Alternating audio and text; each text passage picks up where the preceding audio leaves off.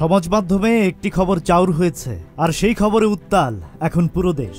কেউ শঙ্কায় আছেন, কেউ আবার আশায় বুক বেঁধেছেন। অনেকে বলছেন সাবের হোসেন চৌধুরী ও শিরিন শারমিন চৌধুরীর নেতৃত্বে আওয়ামী লীগ পুনর্গঠন হচ্ছে। আবার অনেকে বলছেন শিরিন শারমিন নন, বরং নেতৃত্বে আসছেন সোহেল তাজ। এনসিপি নেতা হাসনাত আব্দুল্লাহর একটি ফেসবুক পোস্ট থেকেই এই খবর ছড়াতে থাকে।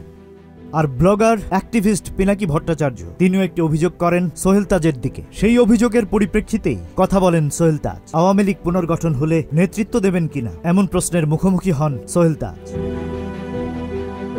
জবাবে সাবেক এই স্বরাষ্ট্র প্রতিমন্ত্রী বলেন, আওয়ামী লীগ পুনর্গঠন নিয়ে কারো সাথে আমার কোনো আলোচনা হয়নি। আমি এই ব্যাপারে কিচ্ছু জানি না। মুক্তিযুদ্ধের চেতনা, স্বাধীনতা আর জনগণের নীতি আদর্শ ভিত্তিক দল ছিল আওয়ামী লীগ। বাকশালে সেই আওয়ামী লীগ বিলুপ্ত হয়। আওয়ামী লীগকে পুনর্গঠন করতে হলে ৭১-এর আগের আদর্শে ফিরে যেতে হবে।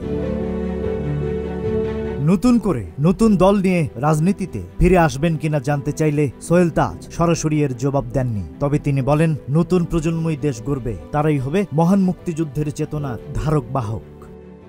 নতুন প্রজন্ম যদি মুক্তিযুদ্ধের চেতনায় উজ্জীবিত হয়ে পিওর হার্ট নিয়ে দেশ গড়তে এগিয়ে আসে, তবে তাদের পাশে থাকবেন সোহেল তাজ।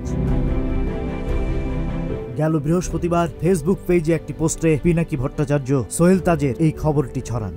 তিনি বলেন, সাবের হোসেন চৌধুরী সভাপতি আর বডি সোহেলকে সাধারণ সম্পাদক। এইভাবে আওয়ামী লীগ পুনর্গঠিত হবে। এই পুনর্গঠিত আওয়ামী লীগ নির্বাচনে যাবে, এটা যৌথ সিদ্ধান্ত।